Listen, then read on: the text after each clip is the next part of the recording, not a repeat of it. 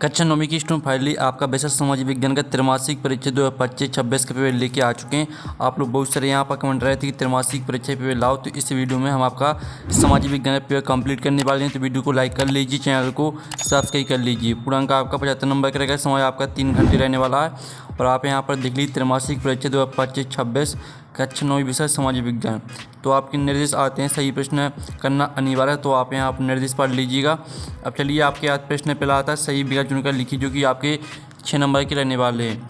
तो पहला आता है कर्क रेखा भारत कितने राज्यों से होकर गुजरती है। तो इसका ऑप्शन दिया गया 8 और बा ऑप्शन दिया गया 7 और सा आता है आपका 11 और दा आता 9। तो जो आपका दिया गया कर्क रेखा भारत के कितने राज्यों से होकर गुजरती है, तो इसका आंसर आपका 8 हो जाएगा। फिर दूसरा आता संसद के कितने सदन होते हैं, तो आपका आता 2, बा आता आपका 3 और सा ऑप्शन दिया गया 4 और दा ऑप्शन दिया गया 5। तो यहाँ पर संसद के कितने सदन होते हैं, तो इसका आंसर आपका 2 हो जाएगा। फिर आपके यहाँ पर तीसरा आता है लोकतंत्र जनता के लिए जनता के द्वारा जनता का शासन है उपयुक्त कथन है। तो जो आपका कथन दिया गया है आपको यह बताना है कथन किसका है, तो इसका राइट आंसर आपका अब्राहम लिंकन हो जाएगा। फिर आपका चौथा आता उत्पादन क्रिया की प्रथम आवश्यकता है। तो आपका आता भूमि और बा आता भौतिक पूंजी और सा आता मानव पूंजी और दा आता श्रम। तो उत्पादन क्रिया की प्रथम आवश्यकता है, तो इसका आंसर आपका भूमि हो जाएगा। फिर आपका पांचवा आता संविधान सभा के अध्यक्ष थे डॉक्टर राजेंद्र प्रसाद और बा आता बाल गंगाधर तिलक और सा आता नेताजी सुभाष चंद्र बोस और दा आता गुलजारी लाल नंदा। तो जो आपके यहाँ पर दिया गया संविधान सभा के अध्यक्ष थे, तो इसका आंसर आपका डॉक्टर राजेंद्र प्रसाद हो जाएगा। फिर आपका 6वां आता इनमें से स्थायी पूंजी कौन सी है, तो आपका आता यंत्र और बा आता कंप्यूटर और सा आता आपका भूमि और दा आता उपयोग सभी। तो जो आपका दिया गया है इनमें से स्थायी पूंजी कौन सी है, तो इसका आंसर आपका हो जाएगा जो आपका इसका आंसर रहेगा वो आपका उपयुक्त सभी हो जाएगा। तो इस तरह से जो आपके 6 नंबर की सही विकल्प है वो कंप्लीट हो जाते हैं। आपने अच्छे से याद कर लिए होंगे और वीडियो को आपको लाइक कर लेना और चैनल को सब्सक्राइब कर लीजिए। अब प्रश्न 2 आता रिक्त स्थान की पूर्ति की, जो कि आपके 6 नंबर के रहने वाले हैं। तो पहला आता विश्व का सबसे बड़ा महाद्वीप ... है। तो विश्व का सबसे बड़ा महाद्वीप है आपका एशिया। तो पहले रेगिस्तान का आंसर आपका रहने वाला है एशिया। फिर आपका दूसरा आता भारत में बुढ़ाली की उम्र 18 वर्ष है, ठीक है, तो इसका आंसर आपका 18 वर्ष हो जाएगा। फिर आपका तीसरा आता कार्ल मार्क्स ने ... नामक ग्रंथ की रचना की। तो यहाँ पर कार्ल मार्क्स ने दास कैपिटल, ठीक है, इसका आंसर रहेगा आपका दास कैपिटल। दास कैपिटल नामक ग्रंथ की रचना की। फिर चौथा आता भारत में राष्ट्रपति का कार्यकाल 5 वर्ष होता है। तो ये आपका चौथे का आंसर 5 वर्ष हो जाएगा। फिर जो आपका 5वां आता लोकसभा सदस्यों को चुनाव आयोग प्रदान करता है, ठीक है, तो आपका जो 5वें का आंसर है वो हो जाएगा चुनाव आयोग। और साथ ही आप यहाँ पर देख लीजिए। फिर आपका 6वां आता मौसमी बेरोजगारी ... क्षेत्रों में पाई जाती है। तो मौसमी बेरोजगारी ग्रामीण क्षेत्रों में पाई जाती है। तो इस तरह से जो आपके रेगिस्तान वो कंप्लीट हो जाते हैं। पहले का आंसर आपका एशिया, दूसरे का आंसर आपका 18 वर्ष और तीसरे का आंसर आपका दास कैपिटल, चौथे का आंसर 5 वर्ष और 5वें का आंसर चुनाव आयोग और 6वें का आंसर आपका ग्रामीण। अब आते हैं प्रश्न 3, सही जोड़ी बनाइए। स्तंभ अववा में आपकी सही जोड़ी दी गई हैं।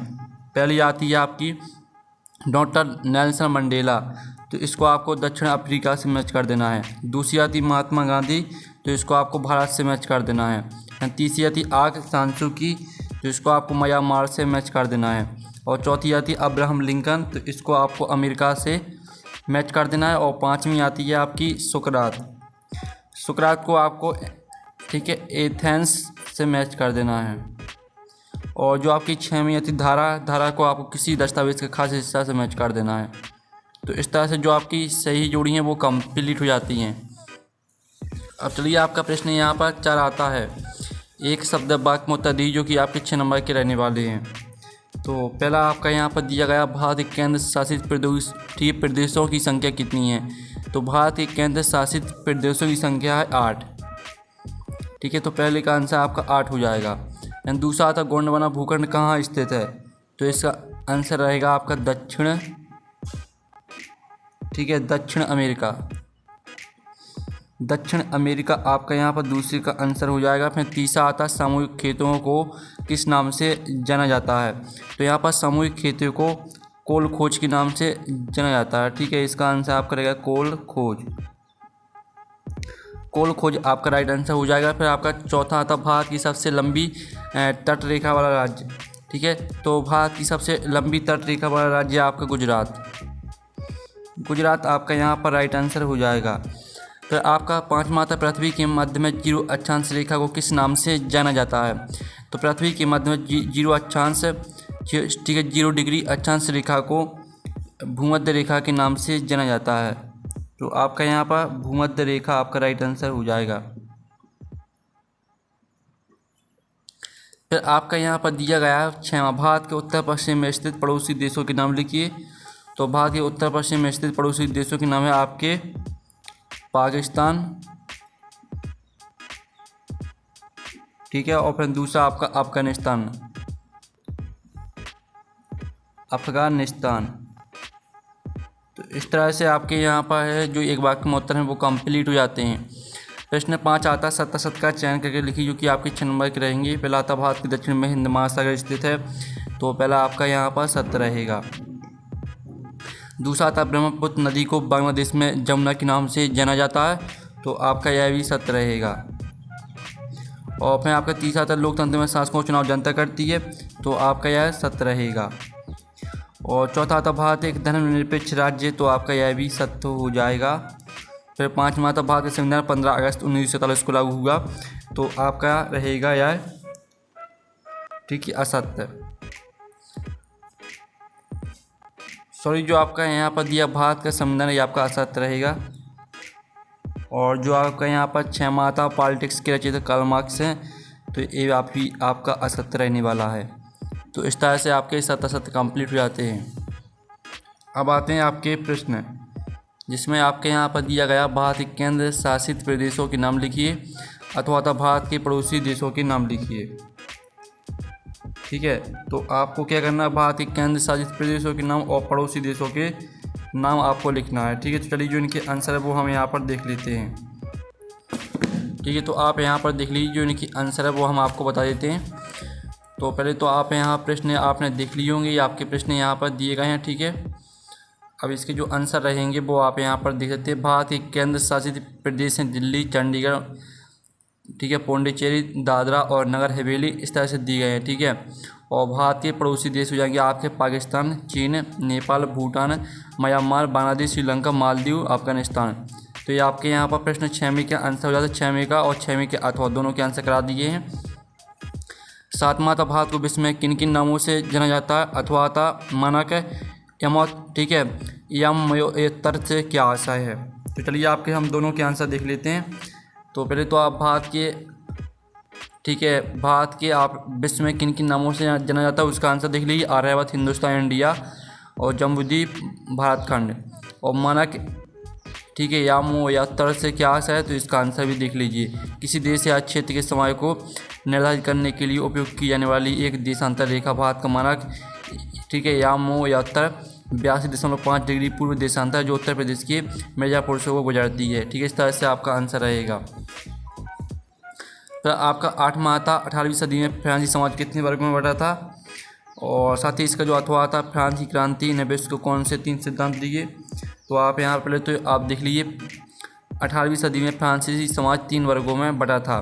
प्रथम एस्टेट और द्वितीय स्टेट और तृतीय स्टेट, ठीक, किसान, मजदूर आदि। और जो आपका अथवाला दिया था, फ्रांस की क्रांति ने विश्व में कौन कौन से 3 सिद्धांत दिए, तो स्वतंत्रता, समानता और बंधुत्व। ठीक है, आपके यहाँ पर आंसर हो जाता है।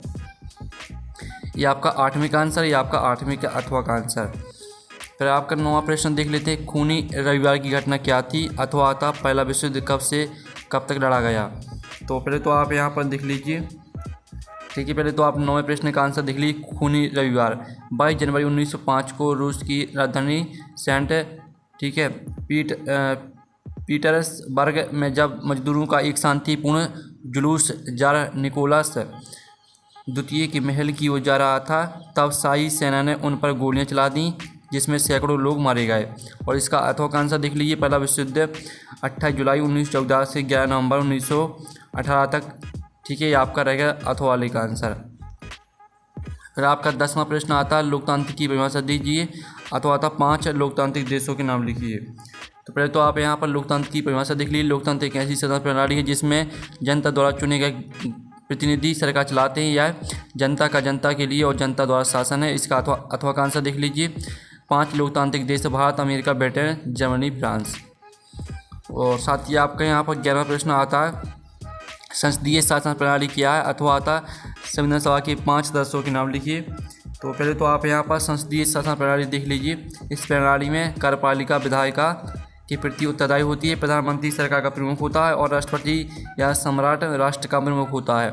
और साथ ही इसका अथवा का आंसर देख लीजिए। संविधान सभा के सदस्य डॉक्टर राजेंद्र प्रसाद, डॉक्टर भीमराव अम्बेडकर, ठीक है, सरदार वल्लभ भाई पटेल, पंडित जवाहरलाल नेहरू और मौलाना अबुल कलाम आज़ाद। ठीक है, आपका यहाँ पर 11वें क्वेश्चन का आंसर और 11वें का अथवा दोनों के आंसर हो जाते हैं।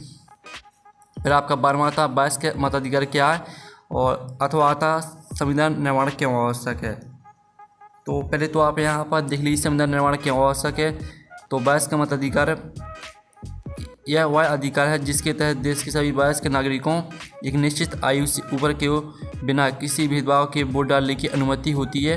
भारत में यह आयु 18 वर्ष है। और संविधान निर्माण क्यों आवश्यक है, तो इसका आंसर देख लीजिए संविधान की आवश्यकता। तो अथवा का आंसर भी हो जाता है। फिर आपका 13वां प्रश्न आता है शिक्षित बेरोजगारी से आप क्या समझते हैं और बेरोजगारी से क्या आशा है।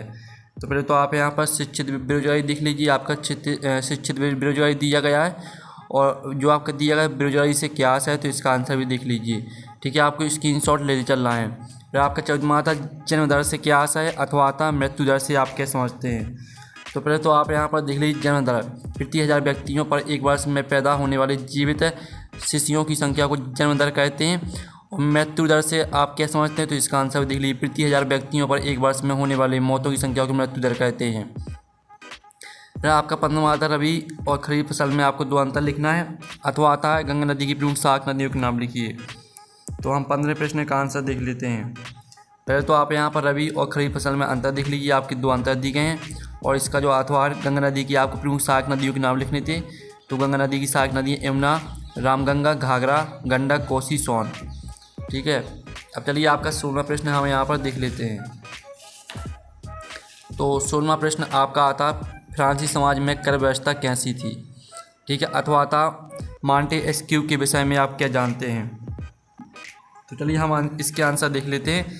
फिर तो आप यहाँ पर देख लीजिए फ्रांसीसी कर व्यवस्था और मॉन्टेस्क्यू, ठीक है, दोनों के आंसर देख लीजिए। तो स्क्रीनशॉट आप ले सकते हैं। फिर आपका आता 17वां कार्ल मार्क्स का पूंजीवादी पर क्या विचार था, अथवा आता द्वितीय इंटरनेशनल क्या था। तो दोनों के आंसर हम आपको दिखा देते हैं। पहले तो आप यहाँ पर देख लीजिए कार्ल मार्क्स का विचार, ठीक है, आपका 17वें क्वेश्चन का आंसर। और द्वितीय इंटरनेशनल क्या था, तो ये आपका 17वें का अथवा का आंसर दिया गया है। ठीक है, तो स्क्रीनशॉट आपको लेते चलना है। फिर आप यहाँ पर 18वां क्वेश्चन देख लीजिए कार्यशील पूंजी किसे कहते हैं, अथवा आता पालमपुर में किन किसानों को खेती से बचत होती है। तो आप यहाँ पर देख लीजिए आपकी कार्यशील पूंजी दी गई है, और ठीक है, पालमपुर में किन किसानों की खेती से बचत होती है, इसका आंसर भी देख लीजिए। ये आपका अथवा का आंसर दिया गया है। फिर आपको 19वां आता है, तो 19वें क्वेश्चन देख सकते हैं। चलिए 19वें के आंसर आपको दिखा देते हैं। ये आपका 19वें क्वेश्चन का आंसर है, ठीक है, ये वाला। और ये आपको 19वें का अथवा का आंसर है। ठीक है, तो स्क्रीनशॉट आपको लेते चलना। फिर 20वां आता फ्रांसीसी समाज में किन तबकों को क्रांति के कारण सत्ता छोड़ने पर मजबूर होना पड़ा, अथवा आता 19वीं और 20वीं सदी की दुनिया के लिए फ्रांसीसी क्रांति कौन सी विरासत छोड़ गई। तो चलिए आपका 20वें क्वेश्चन का आंसर देख लीजिए। आपका 20वें क्वेश्चन का आंसर रहने वाला सत्ता छोड़ने पर मजबूर। ठीक है, और साथ ही आपका 20वें का अथवा का आंसर फ्रांसीसी क्रांति की विरासत। ठीक है, आपको तीनों हेडिंग को याद करना है। फिर आपका आता उदारवादी पर टिप्पणी लिखिए, अथवा आता बेरोजगारी के दुष्परिणाम लिखिए। तो पहले तो आप यहाँ पर उदारवादी पर टिप्पणी लिख लीजिए। आपकी उदारवादी पर टिप्पणी है, और ये आपकी बेरोजगारी के दुष्परिणाम है। ये आपका अथवा वाले का आंसर। ठीक है, अब चलिए आपका आता 22वां भारत को उपमहाद्वीप की संज्ञा क्यों दी जाती है, 3 बिंदुओं से स्पष्ट कीजिए। अथवा आता हिंद महासागर में भारत की केंद्रीय स्थिति होने के 3 लाभ लिखिए। तो पहले तो आप यहाँ पर उपमहाद्वीप की संज्ञा देख लीजिए। आपका 22वें क्वेश्चन का आंसर, और ये आपका 22वें का अथवा का आंसर। ठीक है, हिंद महासागर में भारत की स्थिति के लाभ। फिर आपका आता है 23वां भारत में निरंतरता के क्या कारण है लिखिए। अथवा आता है राष्ट्रीय ग्रामीण रोजगार गारंटी अधिनियम क्या है, इसकी प्रमुख विशेषताओं को समझाइए। तो आप यहाँ पर देख लीजिए, आपका 23वें क्वेश्चन का आंसर है भारत में निरंतरता के कारण, और साथ ही इसका अथवा का आंसर देख लीजिए राष्ट्रीय ग्रामीण रोजगार गारंटी अधिनियम। ठीक है, तो इस तरह से जो है पेपर वो आपका कंप्लीट हो जाता है। वीडियो को लाइक कर लीजिए और चैनल को सब्सक्राइब कर लीजिए। साथ ही हमने कक्षा 9वीं के सही विषय के जो पेपर है वो अपलोड कर दिए हैं, तो आप हमारे चैनल जाकर देख सकते हैं। तो हम नेक्स्ट वीडियो में मिलते हैं। Thanks for watching.